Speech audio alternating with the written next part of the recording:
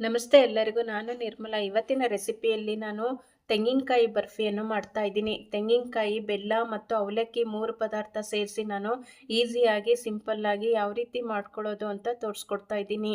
ಬನ್ನಿ ನೋಡೋಣ. ಅದಕ್ಕೆ ನಾನು ಮೊದಲು ಒಂದು ತೆಂಗಿನಕಾಯಿನ ತುರಿದು ಇಟ್ಕೊಂಡಿದ್ದೀನಿ. ಫುಲ್ ಒಂದು ತೆಂಗಿನಕಾಯಿ ಒಂದು ಜಾರ್ ತೊಗೊಂಡಿದ್ದೀನಿ. ಅದಕ್ಕೆ ನಾನು ತೆಂಗಿನಕಾಯಿನ ಹಾಕ್ಕೊಂಡು ಚೆನ್ನಾಗಿ ನಯಸ್ಸಿಗೆ ರುಬ್ಕೊಂಡು ಅದ್ರನ್ನ ಹಾಲು ತೊಗೊಂಡು ಬರಬೇಕಾಗುತ್ತೆ. ಹಾಲು ತಗೊಂಡು ಬಂದಿದ್ದೀನಿ. ಒಂದು ಬೌಲಿಗೆ ಸೇರಿಸ್ಕೊತಾ ಇದ್ದೀನಿ. 3 ಕಪ್ ಹಾಲು ಬಂದಿದೆ ಒಂದು ತೆಂಗಿನಕಾಯಲ್ಲಿ. ನೆಕ್ಸ್ಟು ನಾನು ಅವಲಕ್ಕಿ ತೊಗೊಂಡಿದ್ದೀನಿ ಒಂದು ಬೌಲಲ್ಲಿ 1/4 ಕಪ್ಪು. ಅದಕ್ಕೆ ನಾನು ಸಣ್ಣ ಉರಿಯಲ್ಲಿ ಹುರ್ಕೋಬೇಕಾಗುತ್ತೆ. ಅದನ್ನು ಗೋಡಂಬಿ ಸೇರಿಸ್ಕೊತಾ ಇದ್ದೀನಿ 5-6, ಶೇಂಗಾ ಬೀಜ ಒಂದು 7-8 ಸೇರಿಸ್ಕೊತಾ ಇದ್ದೀನಿ. ಸಣ್ಣ ಉರಿಯಲ್ಲಿ ಹುರ್ಕೊತಾ ಇದ್ದೀನಿ. ಅದನ್ನು ಪುಡಿ ಮಾಡಬೇಕಲ್ಲ, ಅದು ಮಿಕ್ಸಿಯಲ್ಲಿ ಪುಡಿ ಆಗುತ್ತೆ ಅಂತ ನಾನು ಸಣ್ಣ ಉರಿಯಲ್ಲಿ ಕ್ರಿಸ್ಪಿಯಾಗಿ ಹುರ್ಕೊತಾ ಇದ್ದೀನಿ. ನೋಡಿ, ಇದು ಆಗ್ತಾ ಬಂದಿದೆ. ಈಗ ಅದು ಪಕ್ಕಕ್ಕಿಟ್ಟು ನೆಕ್ಸ್ಟು ನಾನು ಒಂದು ಬೌಲ್ ತೊಗೊಂಡಿದ್ದೀನಿ. ಅದಕ್ಕೆ ನಾನು 1 ಕಪ್ಪು ಬೆಲ್ಲ ಹಾಕಿ 1/4 ಕಪ್ಪು ನೀರು ಹಾಕಿ ನಾನು ಅದನ್ನು ಕರಗಕ್ಕೆ ಇಟ್ಟಿದ್ದೀನಿ. ಅದು ಕರಗ್ತಾ ಬರಲಿ. ನೋಡಿ, ಅದು ಕರಗಿಲ್ಲ, ಇನ್ನೂ ಕರಗ್ತಾ ಬರಲಿ. ನಾನು ನೆಕ್ಸ್ಟು ಮಿಕ್ಸಿ ಜಾರ್ ತೊಗೊಂಡಿದ್ದೀನಿ. ಅದಕ್ಕೆ ಹುರಿದಿರೋ ಅವಲಕ್ಕಿನ ಸೇರಿಸ್ಕೊಂಡು ನುಣ್ಣಗೆ ಪುಡಿ ಮಾಡ್ಕೊಂಡು ಬರ್ತೀನಿ.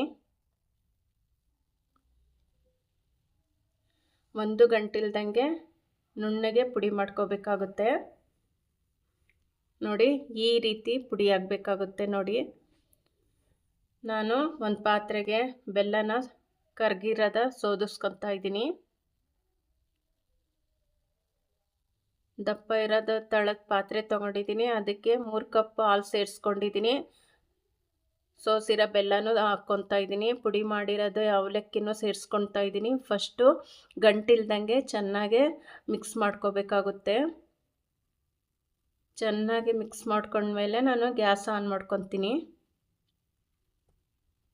1 ಗಂಟಿಲ್ದಂಗೆ ಫಸ್ಟು ಕಲಿಸ್ಕೋಬೇಕಾಗುತ್ತೆ. ಆಮೇಲೆ ಗ್ಯಾಸ್ ಆನ್ ಮಾಡಿಕೊಂಡು ಮೀಡಿಯಮ್ ಉರಿಯಲ್ಲಿ ನಿಧಾನಕ್ಕೆ ಕಲಕ್ತಾ ಬರಬೇಕಾಗುತ್ತೆ.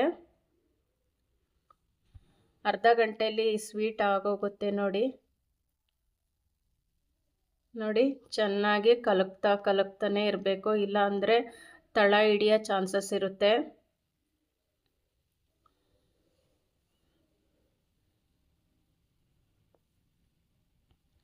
ನೋಡಿ, ಹೀಗೆ ಮಿಕ್ಸ್ ಮಾಡ್ಕೊತಾನೆ ಇರಬೇಕಾಗುತ್ತೆ.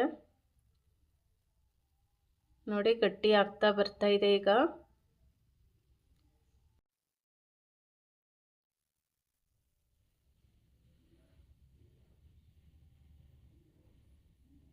ನೋಡಿ, ಗಟ್ಟಿ ಆಗ್ತಾ ಬರ್ತಾ ಇದೆ. ಈಗ ಗಟ್ಟಿ ಆದರೆ ಆ ಸೈಡೆಲ್ಲ ಎಣ್ಣೆ ಬಿಡುತ್ತೆ, ಆವಾಗ ಇದು ಆಗ್ತಾ ಬರ್ತಿದೆ ಅಂತ ಅರ್ಥ.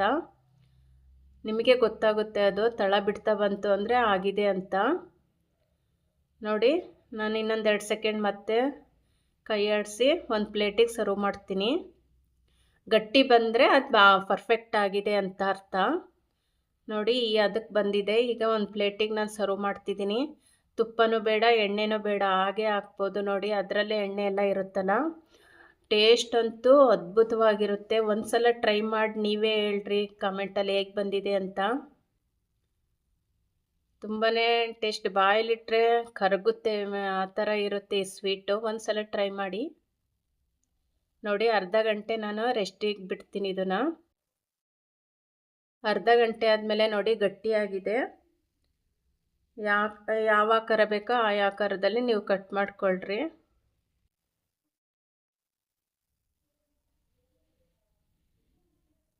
ನೋಡಿ, ನನಗೆ ಕಟ್ ಮಾಡಿದ್ದೀನಿ. ಎಷ್ಟು ಸ್ಮೂತಾಗಿ ಬಂದಿದೆ. ಬಾಯಲ್ಲಿಟ್ರಂತೂ ಕರಗುತ್ತೆ. ನೋಡಿ, ಎಷ್ಟು ಚೆನ್ನಾಗಿ ಬಂದಿದೆ. ಒಂದ್ಸಲ ಟ್ರೈ ಮಾಡಿ ನೋಡಿ, ನೀವೇ ಹೇಳ್ತೀರಾ. ನನ್ನ ವಿಡಿಯೋ ನಿಮಗೇನಾದರೂ ಇಷ್ಟ ಆದರೆ ಲೈಕ್ ಮಾಡಿ, ಶೇರ್ ಮಾಡಿ, ಕಮೆಂಟ್ ಮಾಡಿ, ಸಬ್ಸ್ಕ್ರೈಬ್ ಆಗಿ. Thank you.